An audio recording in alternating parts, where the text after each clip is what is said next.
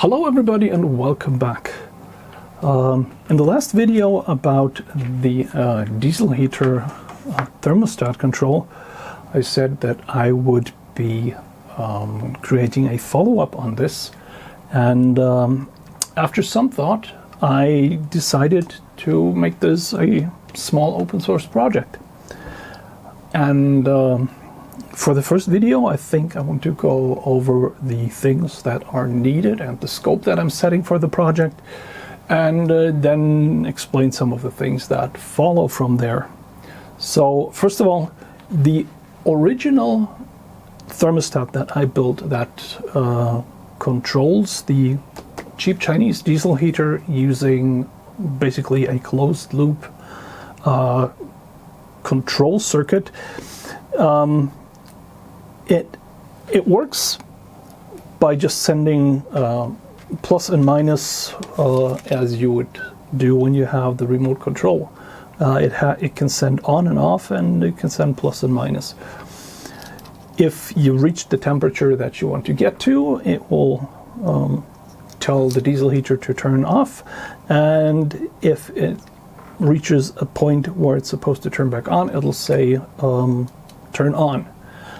It then has a PID control, which discerns if you need more heat or less to reach your target temperature, and according to that it will press the plus and minus buttons virtually and send them over the 433 megahertz transmitter that is on here.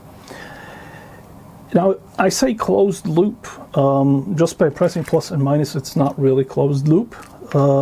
So the maximum and the minimum setting of the diesel heater needs to be configured on this. So if we are at the maximum setting and this wants to output the maximum power, it will just keep pressing the virtual plus button all the time. So if 10 is the maximum for the diesel heater, it will remain at 10. Once it drops below that, well, then the two of them will know what the power is, because each and every time it presses the minus key, the diesel heater will follow. If it's at the lowest setting, it of course does the same thing for the lowest setting. So the two have the chance to know what one or the other wants to do and what the other one is doing. That being said, there is no return channel. The diesel heater doesn't tell the controller what power level it's at. If you turn the diesel heater off and back on again, then they might be out of sync. But since the control algorithm on the thermostat is designed so it only says I need more or I need less, it will still work, and it works quite beautifully, in fact. Now, the things that I did to build this are actually really simple. The only functionality that is on here is setting the target temperature up or down, and that's it. There is a key. If you hold it down, then it will try to hold this temperature. Like, I use this in my shop, and depending on the way that I'm clothed, I may say, okay, it's warm enough. Then I press and hold this button, and it holds that temperature. If it gets 0.4 above it, it turns off. If it drops below it, it turns back on, and it then displays the temperature that it's holding. Apart from that, there's nothing more to it. Plus, minus, and I think there's a button to reset the controller. And the components on here are very simple also. So I put them on a breadboard, so I could actually test if you could build this up on a breadboard if you want it. And yes, everything fits, and you can wire this. There's a 4-digit LED display which uses the TM1637 chip. They're cheap, they're easy to get, and everybody should be able to source one of these. Just if you do, make sure you get one of those that have the decimal point. This one here doesn't have a decimal point. The decimal point that you're seeing is white paint.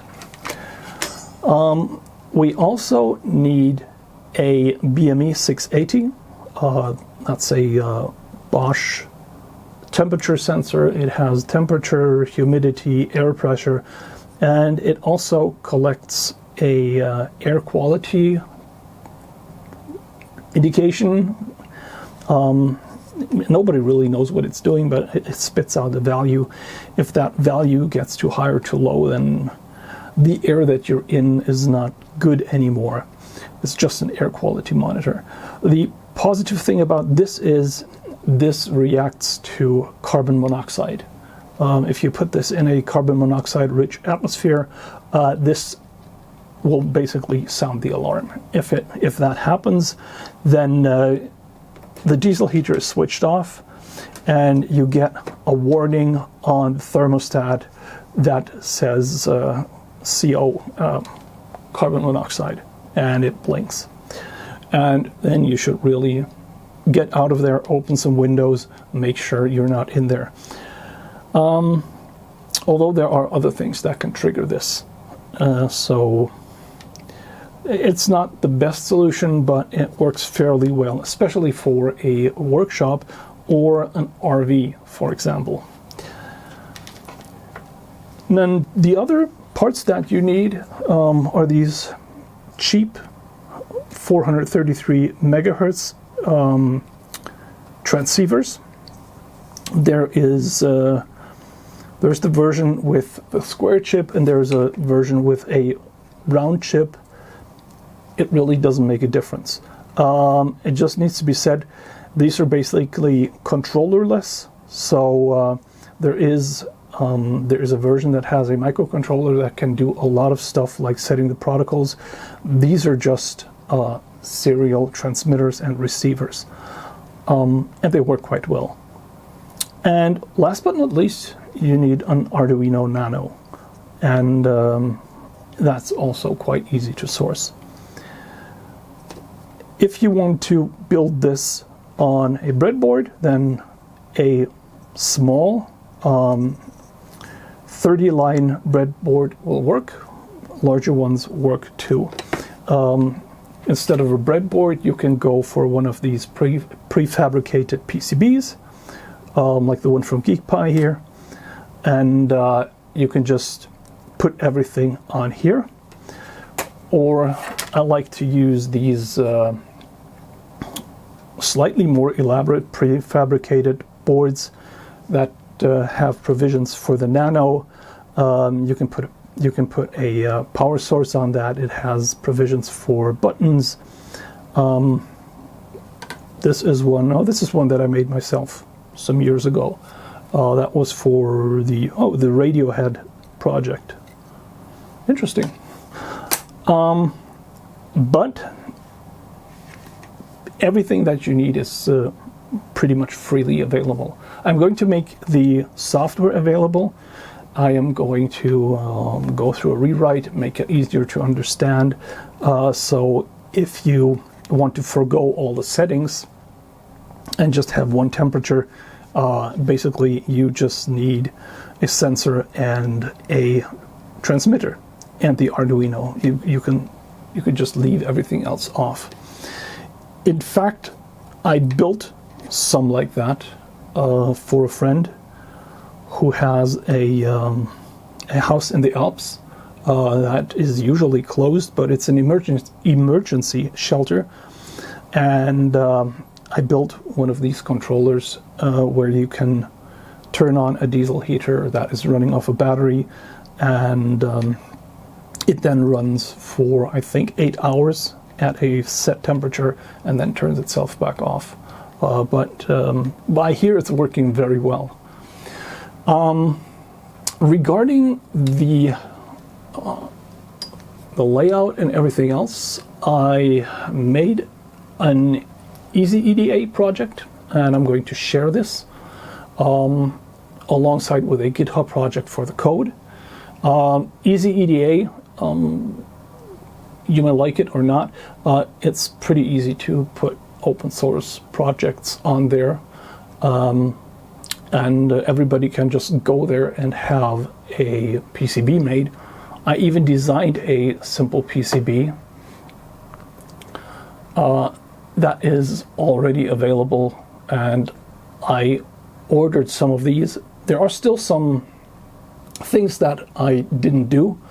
For example, I haven't decided yet if I want to have a 12 volt power plug or a 5 volt one, because the Arduino has 5 volts. You can just supply that through the USB plug. Maybe for people with an RV, it would be more interesting to have a 12 volt input.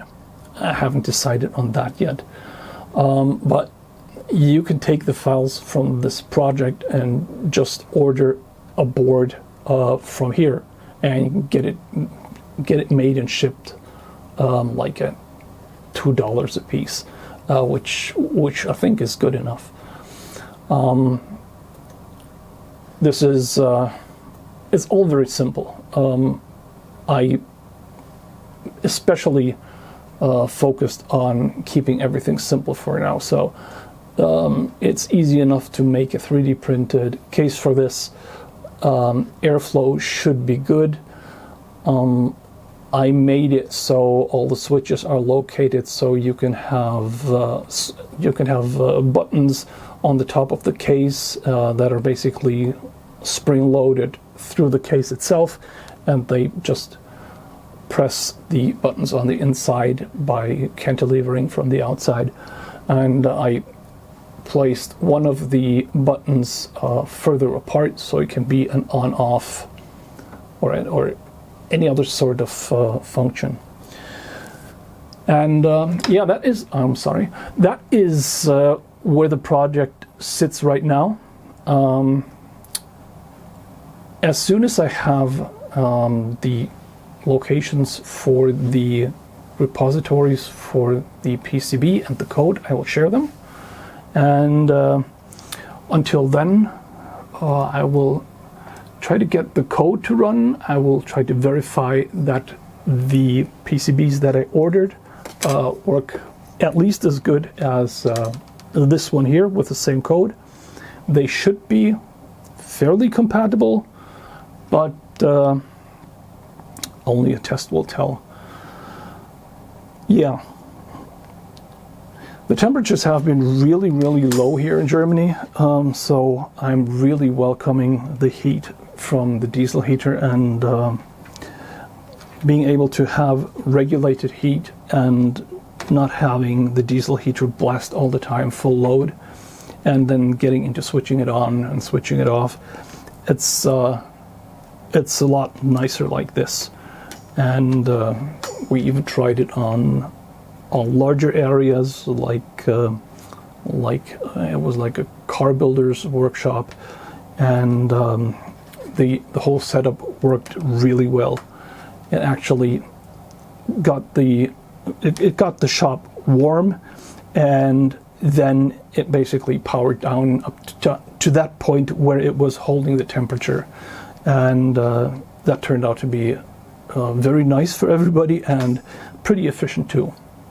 So that's it for this video. Not much to show, but I think whoever's interested can provide input on what they would like to see, and I will incorporate that. I'll make the software available, and then you can add to that or propose changes. I will probably need some help from somebody who knows Fahrenheit better than I do. Well, I can do the calculations, and Fahrenheit has the Fahrenheit is simpler because you don't need decimal points, but I think it should be easy enough to do, but I have never done so. So that would be interesting. Also, we would have to find a way to set what you want, Celsius or Fahrenheit. Right, I think that's it. Let's continue from here and see where it goes. Thank you very much for watching, and bye-bye.